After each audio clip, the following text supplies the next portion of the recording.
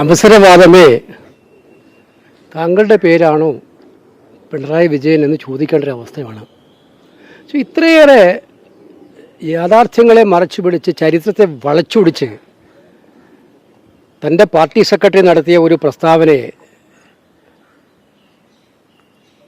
വളച്ചൊടിക്കാൻ മുഖ്യമന്ത്രി നടത്തിയ ശ്രമം അദ്ദേഹത്തെ തന്നെ അപഹാസ്യനാക്കുകയാണ്. CPM-ൻ്റെ പൂർവ്വകാല ചരിത്രം അറിയുന്ന എല്ലാവർക്കും അറിയാം ഈ കാര്യങ്ങൾ എന്തൊക്കെയായിരുന്നു. എന്തുകൊണ്ടാണ് സുന്ദരയ്യ രാജിവെച്ചത്? രാജിവെക്കാൻ ആധാരമായ 10 കാര്യങ്ങളിൽ അദ്ദേഹം ആദ്യത്തെ കാരണം പറഞ്ഞത് എന്താണ്? CPM-ൻ്റെ ജനസംഘവുമായും RSS-ഉമായുള്ള ബന്ധം പാർട്ടി കേന്ദ്ര കമ്മിറ്റിയിലെ ഭൂരിപക്ഷം ആളുകളും ആഗ്രഹിക്കുന്നത് പാർട്ടിയെ കരുത്ത നാശത്തിലേക്ക് നയിക്കും, അതുകൊണ്ട് രാജിവെക്കാൻ ആഗ്രഹിക്കുന്നതാണ് അദ്ദേഹം.